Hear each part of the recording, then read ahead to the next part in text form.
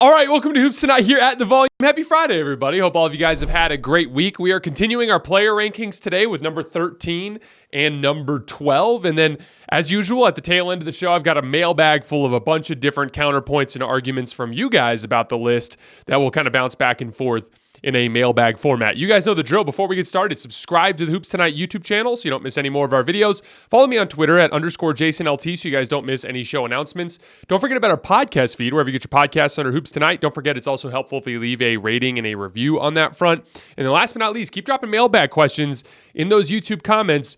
I want you guys to argue. If you disagree with a ranking, if there's something that you have a basketball case for, lay it out and we will go over it in the mailbag at the tail end of these player rankings videos as we head into next week. All right, let's talk some basketball. So this is our last video before we enter into our superstar tier, which is actually two tiers, but the top 11 players in the league I consider to be like the bona fide superstar tier. This is kind of like a gap tier, these last two guys before we get into that stretch. Both of these players are guys that I consider to be superstars when they are healthy, but they've had major availability issues. And so it's kind of a funky spot to put them, and I'm less concerned about the numbers here. It's more as a sign of respect because there are guys that are behind these two guys that are very likely to be more available and be more productive this year. However, if these guys are healthy, you can't write them off because they're so damn good. And so this is kind of like a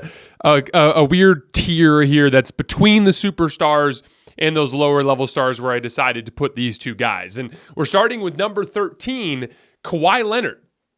He's averaged just 43 games played in the regular season over his last 4 seasons. He has either failed to appear entirely or failed to finish his team's playoff run in each of the last 4 seasons. And so that makes him a very difficult player to rank as a result. Because the reality is, when he's healthy, he's a guy who contributes to winning at a top 5 level.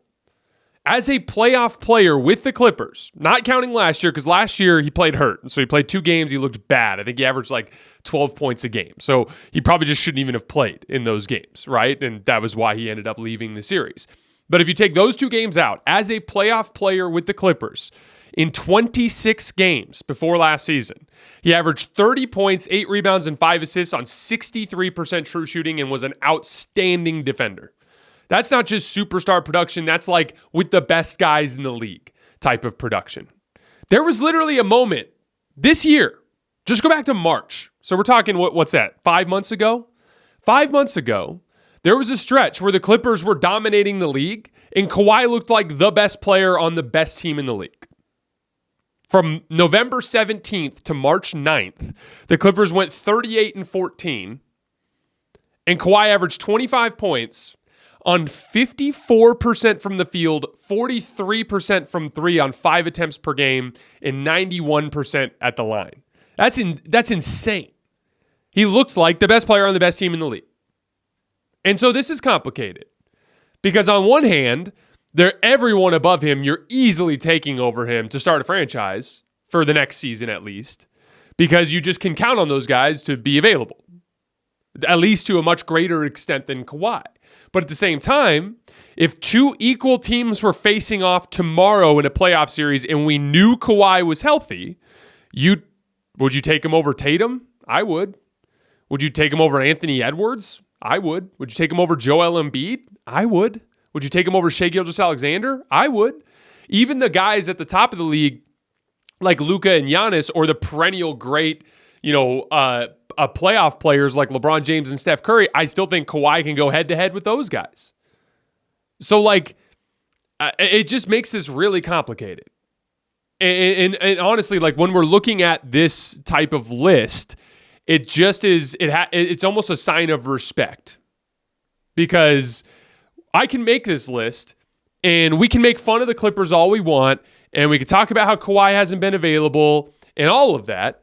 But if for whatever reason we fast forward to May and he is out there, he's going to be one of the top guys. So that's why I thought this 13 to 12 area made the most sense for these 2 particular guys, because it's like a gap tier.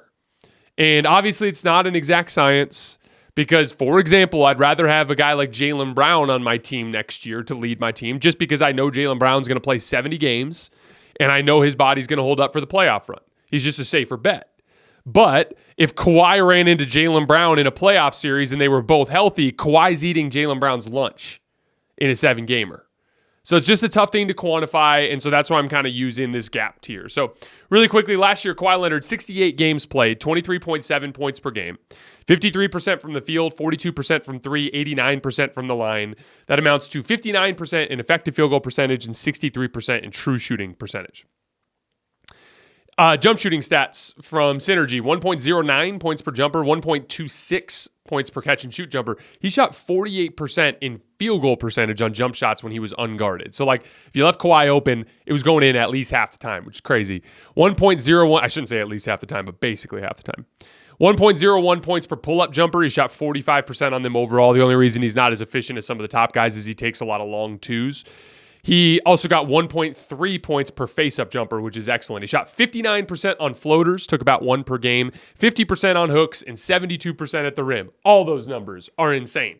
Play type data per Synergy, 1.04 points per pick and roll, including passes. That's 75th percentile. Although we only ran 367 of them, obviously, because James Harden was taking most of the pick and roll volume.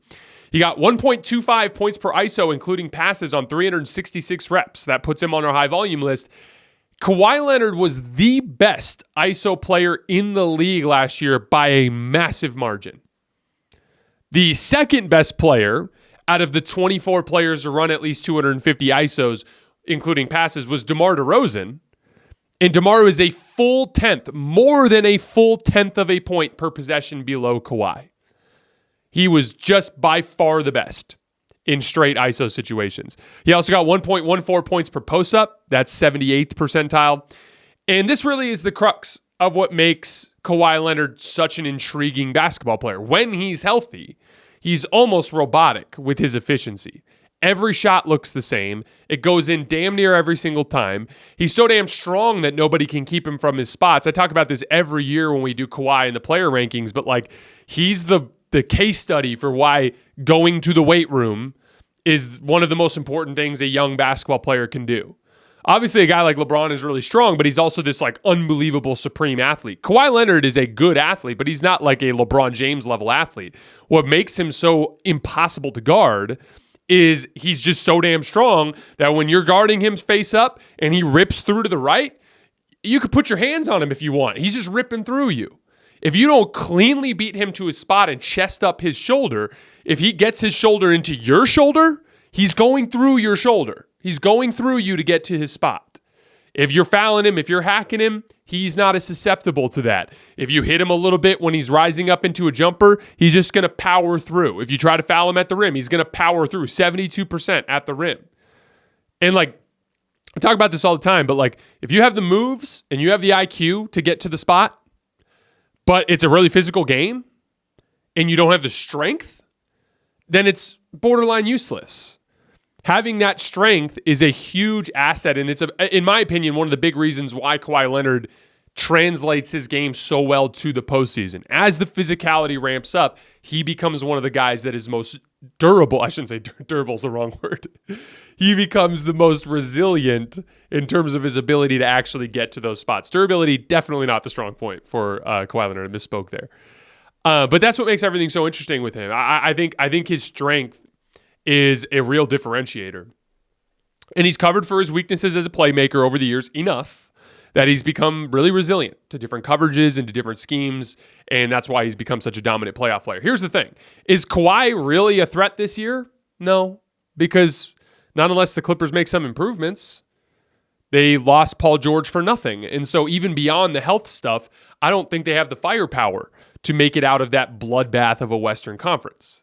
But when he's healthy, he's still one of the top-tier superstars in this league, and he should be respected as such, even if he shouldn't necessarily be feared. And so that's why I have him where I have him on the list this year, even though there are some guys behind him on this list that theoretically are most likely to provide more value within this season. You have to quantify the what if he is healthy element, even though it's a little weird now that he's been unhealthy 4 years in a row.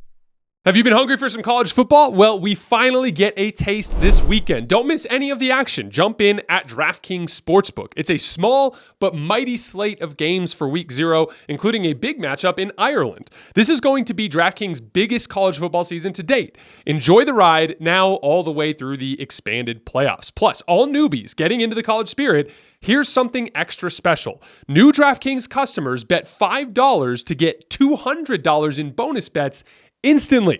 Score big with DraftKings all college football season long.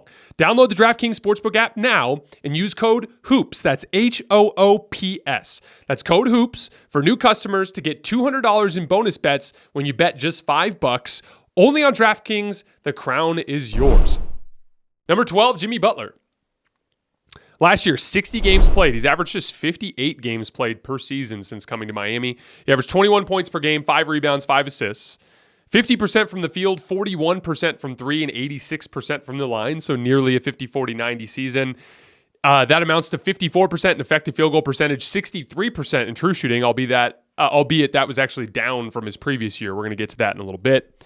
Shooting stats, he had a really good jump shooting season. 1.04 points per shot, 1.37 points per catch and shoot jump shot. That's awesome. Not a good off the dribble season, though. 0.81 off the dribble. Out of 105 players to attempt at least 150 pull-up jump shots, Jimmy Butler ranked 96th on that list. So not a great... You'll notice as I'm going through these numbers, a lot of really good numbers for Jimmy and then a lot of really bad ones, too. 43% on floaters, that's average. 58% at the rim. That is not great not good, I should say, for a player of his size and athleticism. He got 0.89 points per pick and roll, including passes. That's in the 35th percentile. That's not good. 1.13 points per ISO, including passes. That made our high volume list and ranked third out of the 24 players to run at least 250. So, that's kind of what I mean by all the up and down. 198 points on 198 post-ups. You guys can do the math on that one. That was in the 46th percentile, so slightly below average. To me, Jimmy Butler is basically like a lesser version of Kawhi that has been more available to his team. But there are a lot of similarities. Like Kawhi operates in ISO more than pick and roll. Jimmy Butler is a guy that, I shouldn't say more, but he's a higher volume ISO guy compared to most guys in the league and a lower volume pick and roll guy compared to most guys in the league. So is Jimmy Butler. Kawhi Leonard uses his size and strength against smaller perimeter players as his primary advantage. So does Jimmy Butler. Both of them are capable of being dominant defensive players. The main differences are, obviously, their personalities are very different, but Jimmy's a little bit smaller, and he's been more available, more consistently to his team than Kawhi Leonard, even in light of what happened last year in the postseason. So that's why I have Jimmy above Kawhi in this particular tier. But I actually think Jimmy's a little bit under the radar going into this season. He obviously went down a slight level from last year. We're actually starting to see just that little bit of a downturn from Jimmy Butler. He just was a little bit worse at most things last year. And then he also missed the playoff run due to injury, albeit it was kind of a fluky play in transition in the play-in game.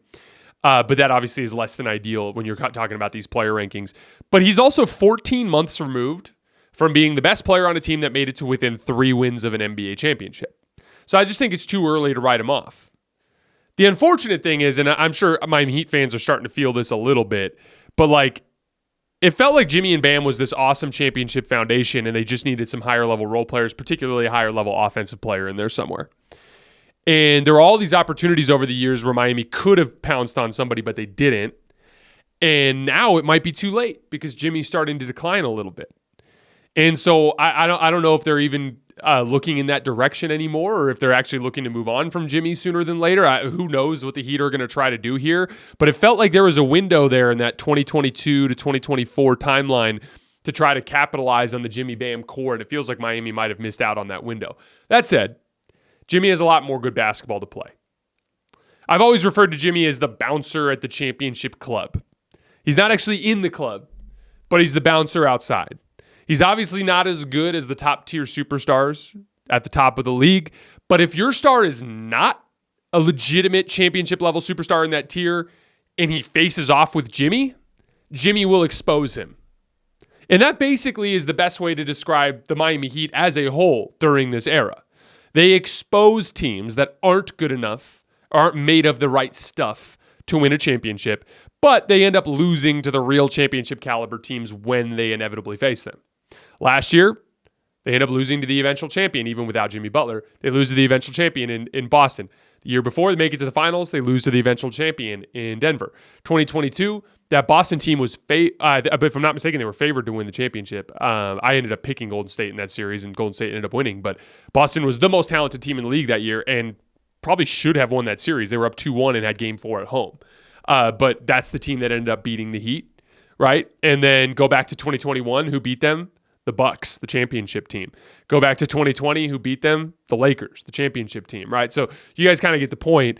That's just kind of what Jimmy Butler and Miami have been in the Eastern Conference. They've been the bouncer. And it's just unfortunate because had they invested more and been a little bit more aggressive to try to put more talent around this group, they very well might have gotten a championship, especially in one of the open seasons like 2022 and 2021 in particular were both kind of wide open.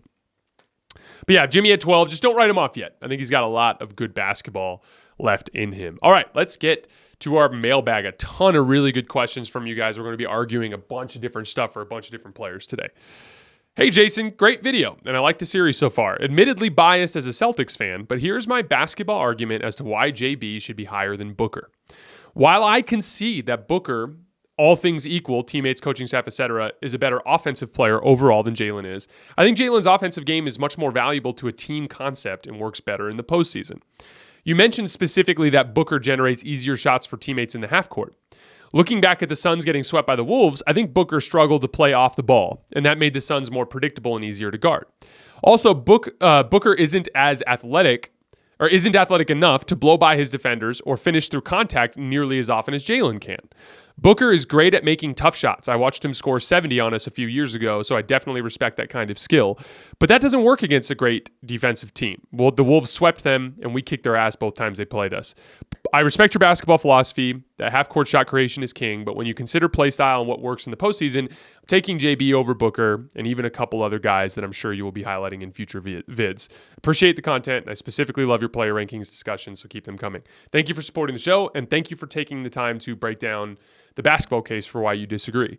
A couple things. I agree that Booker had a rough series, but for a different reason than you think. I actually thought it was more of an on-ball issue and just him getting rushed and not making the easy reads that were available to him that he had been making over the tail end of the season.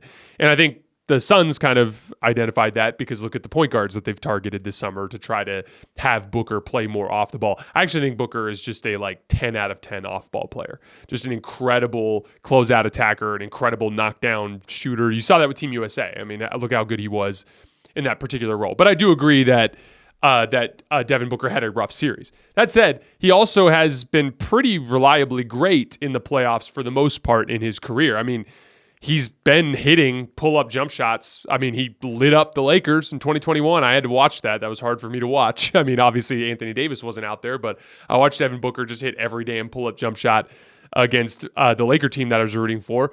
Look at that NBA Finals run. How many times did you see him hit tough, contested pull-up jump shots in Drew Holiday's face while Drew was playing great defense?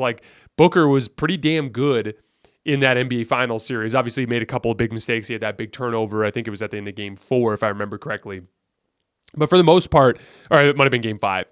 But yeah, I thought last year was kind of somewhat of an outlier in that Booker had a rough series, and it was kind of a tough matchup for him. But I actually think generally he's been a very reliable offensive player. I do think Jaylen Brown is a bit underrated as an offensive player, but I disagree with your point that you think Jalen's offensive game is more valuable to a team concept. I actually think it's the opposite. I think Booker is especially good at playing with other good players. I think we saw that with Team USA, and so I think he actually accentuates the talents of those around him. A very good point about Jalen's rim pressure. It's a specific skill that I think is underrated and very, very important for all the positive impact that it gives to a team. But if you remember yesterday, I kind of read off the numbers. I can't remember them off the top of my head, but Devin Booker actually gets to the rim more than most guards. I think he was if I remember correctly, there was only 4 guards below 6'5", or below 6'6" or less. And Jalen was one of the guys who was above him, but there's only 4 guys above Devin Booker. Devin Booker actually gets to the rim a ton. We did a breakdown on that yesterday. The main differentiator to me is the playmaking piece. Jalen's gotten better, and we talked about that yesterday, but there's still a massive gap there to me between Devin Booker and Jaylen Brown as a playmaker. And that, I think, makes him just a more impactful, substantially more impactful half-court offensive player. Substantially is maybe a little aggressive, but I think he's a more impactful half-court offensive player. And as we've talked about, that's something I value a great deal. But really good points made. And thank you for laying it all out. And again, these are all really tough decisions to make, and that's why they were all right next to each other in the rankings.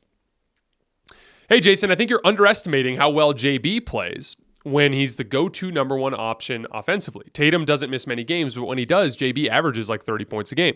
He's an elite scorer now, and that can be a number one player on offense. I agree, which is a prerequisite for him to be in the tier of can be the best player on a championship team, even if it is with overwhelming support. That said, I think Tatum is a clear. I have Tatum still a tier above Jaylen Brown. I think he's encroaching on it, and there's a chance that in the future they're on the same tier. But right now, Tatum is just a way better passer than Jaylen Brown, and I think that's a big differentiator between the two of them. But again, the gap is closing. Tatum's going down a little level as his jump shot gets less reliable, and Jaylen Brown's extending a level as his playmaking gets more reliable and as his feel for the game and commitment to defense is improving.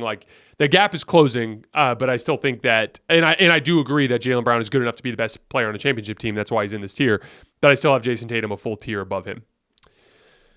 Are you just projecting for the future, or do you actually think Ant is better than Booker right now? By no metric is Ant substantially better than Booker, and he is definitively not on a different tier. So I actually got into a discussion about this today with a buddy of mine who covers the Suns.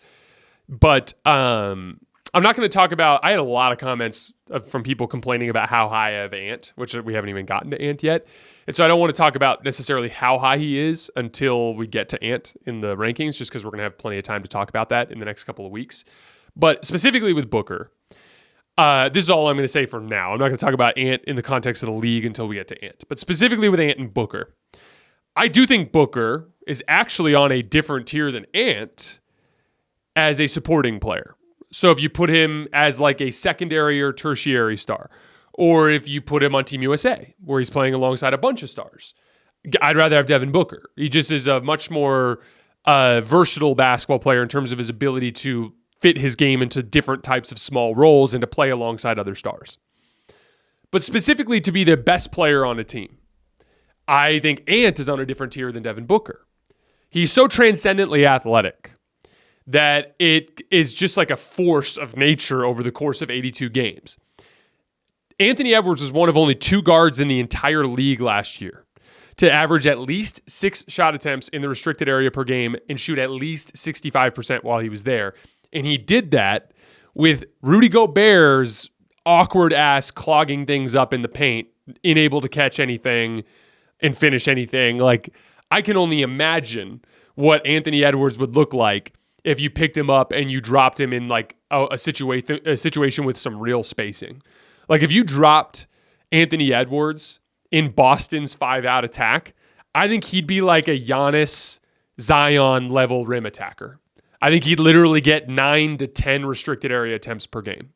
That's how difficult it is to keep him in front off the dribble. The problem is teams can really load up the strong side against Minnesota. It is their biggest weakness. It's why their offense fell apart against Denver in the middle part of that series, and their defense was the thing that was able to pull them out of that mess. But when they went down 3-2, and then against Dallas, their offense completely fell apart for that exact same reason. Dallas knew, load up the strong side, bring your, just literally load it up and take away the paint, and they're just not going to make enough jump shots. And that's literally what ended up happening. But I think Ant is one of the very, very few transcendently athletic players in the league. The other thing with Ant is, in addition to making strides as a playmaker, in addition to making strides as a defender, Ant is on this crazy run now where he's turned into a pretty deadly accurate jump shooter, especially off the dribble. And so again, if I need a guy to play alongside another star or to play a small role on Team USA, give me Devin Booker 10 out of 10 times. But if I need a player to build a team around and to be my number one option for 82 games in 4 rounds, I take Ant 10 out of 10 times. So that's the specific dynamic for those two guys, but we'll talk more about Ant and his overall value because I have a bunch of stuff that I want to get into with Ant, but I just want to save it for later on when we actually cover him because it just doesn't make sense to do it at this point.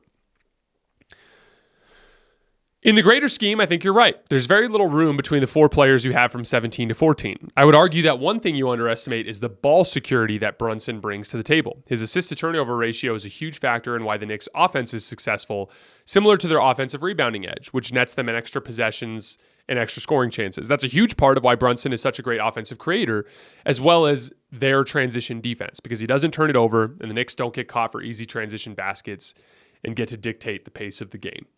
So I'm not going to actually rebuttal this because I talked a lot about why I have Brunson where he's ranked in yesterday's video, but I just thought this was a really interesting point about ball security and something that makes Brunson a very impactful half-court shot creator, so I just wanted to share that with you guys. So thank you for the comment. I thought that was a really interesting point about what makes Brunson so good. And again, as far as like the rankings, as we talked about, they're all just really close to each other. I told you guys yesterday, if you put Brunson at 12, I would totally get that.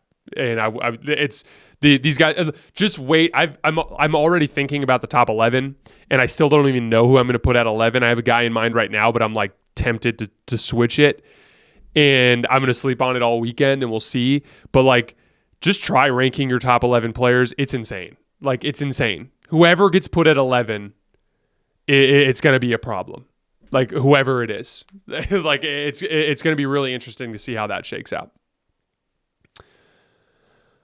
Here we go. If you thought Jalen put in work for the slander he got last season, just wait until we see Tatum and Brown next season. One of them absolutely deserving of a huge role on the Olympic team where he barely got minutes, and the other feels strongly that he should have made the team and didn't even make the roster at all.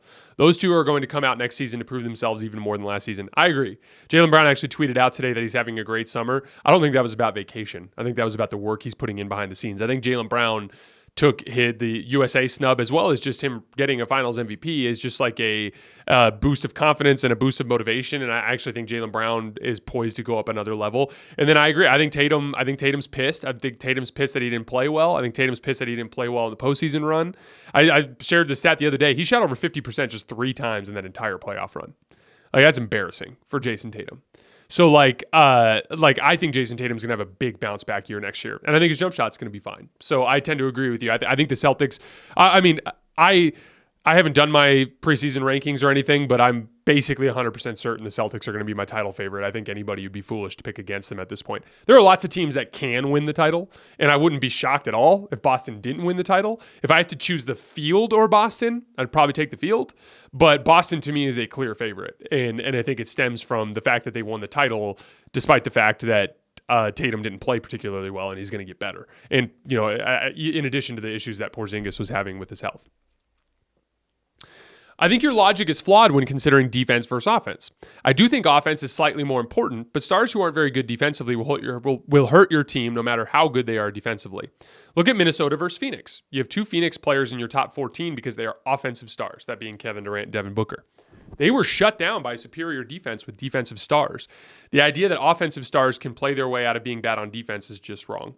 The main difference between Phoenix and a team like Dallas is Dallas had the guys that can do the tough jobs, like we talked about, right? So like they had Derrick Jones Jr., who could guard the ball. They had Derek Lively and Daniel Gafford, who could both defend in different ways in their ball screen coverages. They had PJ Washington, who could be like a legitimate low man, like backside 4, who could get defensive rebounds and help in pick and roll coverages, right? So like they had those guys. Phoenix didn't. Phoenix had Okogie is a guy who could guard at the point of attack, but was nowhere near as good offensively as Derrick Jones Jr. was, who had turned himself into a pretty solid closeout attacker and a guy that was couldn't make above the break threes as much as they needed him to, but hit enough shots. Like Derrick Jones was just a better offensive player than Josh Okogie. And Jusuf Nurkic is a disaster defensively compared to the Lively Gafford guys, like specifically Lively. I thought that Nurkic competed defensively and was a little underrated for how well he worked with his hands and got deflections and at least tried on defense. But he was certainly not a defensive anchor at the center position. And so, like, that's my point is, like, I'm not saying that you can build a good defense with offensive-minded stars that don't defend. I'm saying you can do that as long as you have guys that can fill the other roles on the floor that are the tougher defensive roles, which Phoenix did not have. And so, like, again, like, I'm of the opinion that if you just picked up Derek Lively and put him on the Suns, that they could craft a top 10 defense there. Because then at that point, it's like you ask KD to be the low man. You've got Derek Lively to be your pick and roll defender. You've got you can put a guy like a Josh Okogie at the point of attack, and you still have enough offensive talent around it. That's my thing. Is like Phoenix's issue isn't that their stars don't defend; it's that their stars don't defend, and they didn't have role players that could play defense at a really high level. That's the issue. Dallas didn't have that problem. To their credit, they built a roster that could accommodate that. Is this ranking more based on the 2023-2024 performance or on the 2024-2025 expectation? I think that's important to clarify. Thank you so much, Jason. Love the show. Love your analysis, although there's probably some different opinions, especially on those older superstars. I've already learned so much from your content. Thank you. Thank you for the support. Thank you for the kind words. To be clear, this is meant from now forward. The entire purpose of the drill is, or the list is, if we had 30 teams and all 450 players and we were doing a snake draft right now, I should just say a draft right now because we're only doing 25 players. Who would you take with your first pick to build your franchise for this particular season, upcoming, and in a vacuum, so irrespective of surrounding talent, and within the context of being the best player on your team? Next question. Before the Mitchell Robinson injury, Hartenstein was looked at as a backup big. Since getting an opportunity, he has now earned himself an $80 million contract. Wasn't it a $90 million? I thought it was 3 years, $90 million. I could be wrong. How many other players are there in the NBA with the right opportunity that would be able to do what Hartenstein has done? So it's just a huge influx in like a perceived value of the center position. I thought it was really fascinating between Jared Allen, who's like somewhere around like the 8th or 9th best starting center in the league, to Isaiah Hartenstein, to Nick Claxton. Those guys are somewhere in the 10 to 20 range, right? Like these are all guys that are in the middle tier of starting centers. The top tier being obviously Jokic and Anthony Davis and Joel Embiid and Bam Adebayo and like Victor Wembanyama. And then you go down to this like next tier of like role player starting centers or like mid-level starting centers. Nick Claxton got $25 million a year.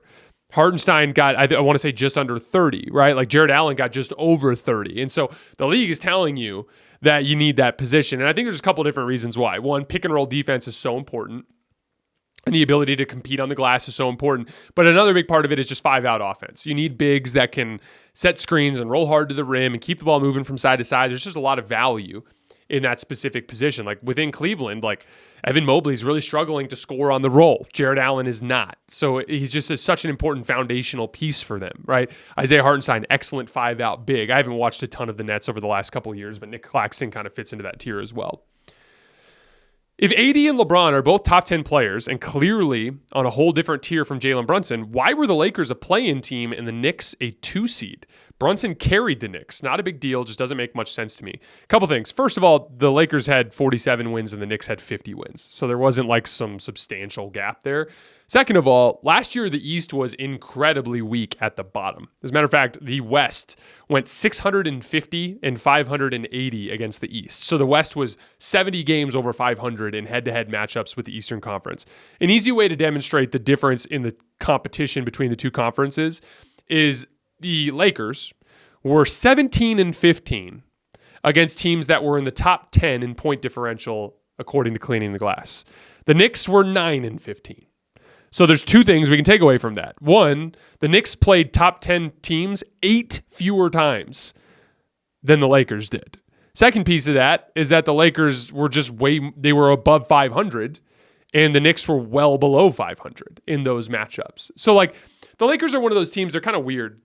I think the Lakers were one of the better teams in the league last year. Not in the contender tier, but they were in that next tier of teams. I don't remember exactly where I put them in my championship rankings, but I want to say they were like 5th or 6th or something like that.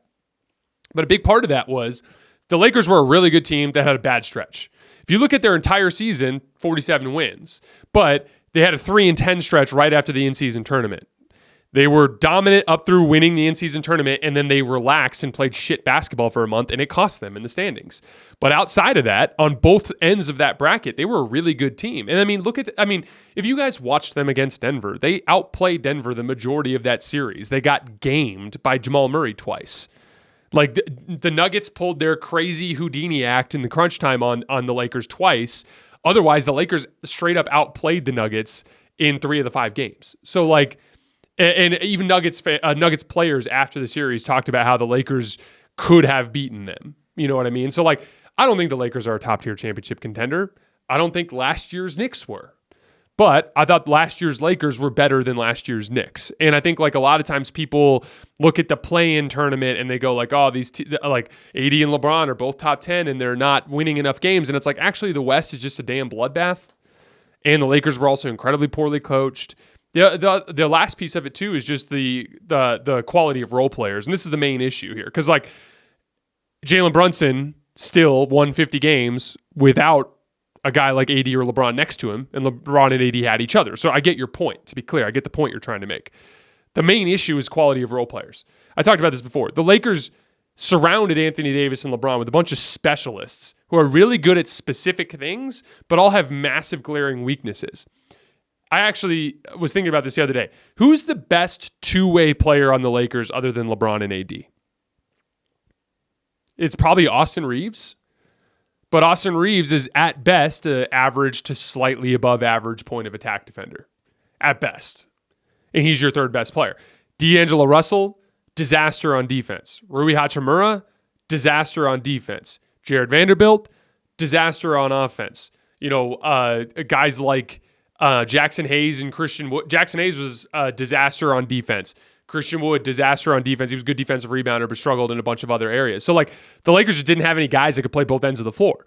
Look at the Knicks, even with their injuries, it's like Dante DiVincenzo, like a really solid two-way player, plays both ends of the floor really well. Like Josh Hart, like a really solid two-way player, plays both ends of the floor really well. OG Anunoby, just like a rock-solid two-way wing that plays both ends of the floor really well. Isaiah Hartenstein, I think, is a functional, solid defensive center and a really good offensive center. Like, the Knicks were a really good basketball team. By the way, I have them entering into my top-tier championship contenders this year with the return of Julius Randle and the addition of Mikal Bridges. Like, I understand that Jalen Brunson overcame some adversity last year, and I really enjoyed watching him, but I also think the Knicks were good. I think the Knicks were good. Like, I think if you just take Dante DiVincenzo and Josh Hart and swap him with D'Angelo Russell and Rui Hachimura, the Lakers become a much better team immediately. Because now all of a sudden you got like these really good two-way role players that you can put around LeBron James and Anthony Davis. And that to me is the main issue that the Lakers are having. And man, I hope they can figure it out at some point before they get into the postseason next year. But I do appreciate the point you're trying to make, and I do appreciate the comment. In no world could Book be the best player on a championship team? Totally disagree. The 2021 Suns were up 2-0 in the finals and just lost a couple of clutch games at the end of the series. I think Booker's clearly in that tier. I see a lot of young players jumping up a year from now. Banchero will make a huge jump this year.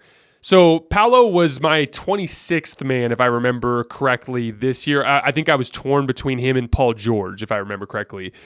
So I tend to agree that Paolo is one of those guys that very well could have been on this list. And I also agree with you that I think the list is going to look very different next year because I think a bunch of young players are going to take leaps. And I also think some of our older guys are going to take drops after this year. 2 more questions. You said you had Luka higher than Giannis when considering that you had Booker over JB because being an offensive engine is just a much better value than being an overjuiced role player. However, seeing how bad Luka was as a player defensively, where they will deliberately attack him, and offensively he was missing crucial free throws, he also struggled to shoot threes in that series, and will steam out at the end of games while being turnover prone, compared to Giannis, who is as bad as he might be offensively, still gives you 30 and 15 with his best top 10 defense at least. You can't take the supporting cast being bad as an argument for Luka when people were bashing Giannis last year for underperforming in the Heat series while averaging 30 and 13-ish and not getting deliberately attacked on defense.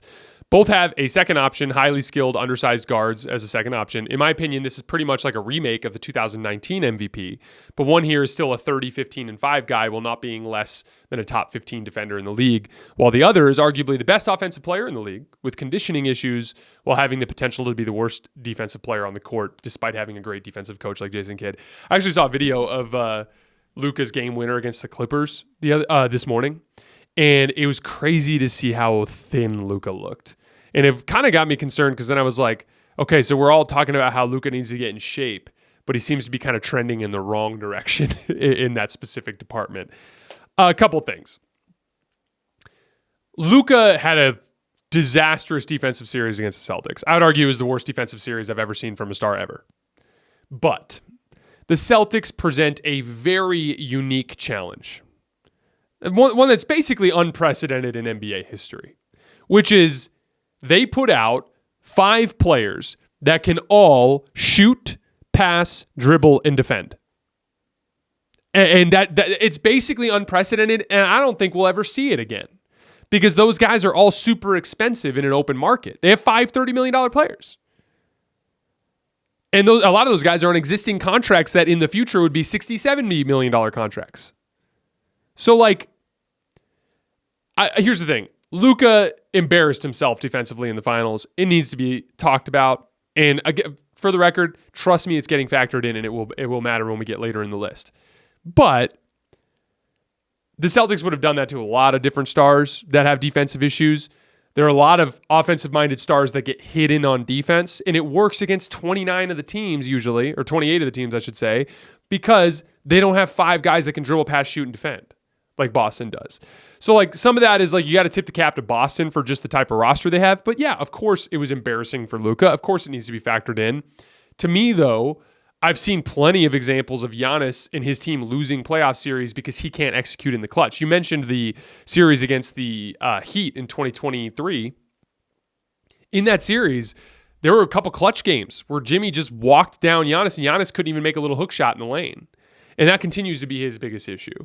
And so for me, I feel like in the majority of matchups, I feel like I can cover for Luka defensively, and he's still one of the best offensive players in the world. And that's why I have him over Giannis on this list when we get to that point. But interesting argument, and I appreciate you taking the time to break it down. Last one. It makes me crazy when you make up shit like this. The Mavericks held the number 1 offense in the NBA to 101 points per game and never let them score more than 107 any game of the series. They didn't have vast stretches where their defense was swamped. That's a complete lie, and it's provable by the statistics. Stop making shit up. We have an angry Mavericks fan here. I'll just read some real basic numbers. In the first half of Game 1, they gave up 134 offensive rating to Boston. In Game 2, in a 16-minute span over the second and third quarters, they allowed 44 points as Boston built the 1-point lead into a 13-point lead. In Game 3, in the second half, they gave up 19 points in 4 minutes as Boston blew a 7-point game into a 21-point game. And in Game 5, Boston had a 146 offensive rating in the first half. So I don't know what fantasy land that Mavericks fan is living in. All right, guys, that is all I have for today. As always, I sincerely appreciate you guys for supporting the show. We are taking the rest of the weekend off. We have this is actually airing on Saturday. The mailbag is going to air on Sunday. Monday morning, we are starting our superstar tier. Still don't know who I'm going to have at number 11. I have my list. I haven't changed it yet, but I've been thinking about changing it. So we'll see what I end up deciding on Monday morning. It should be fun. Again, I appreciate you guys for supporting the show and for rocking with me. I'll see you guys on Monday.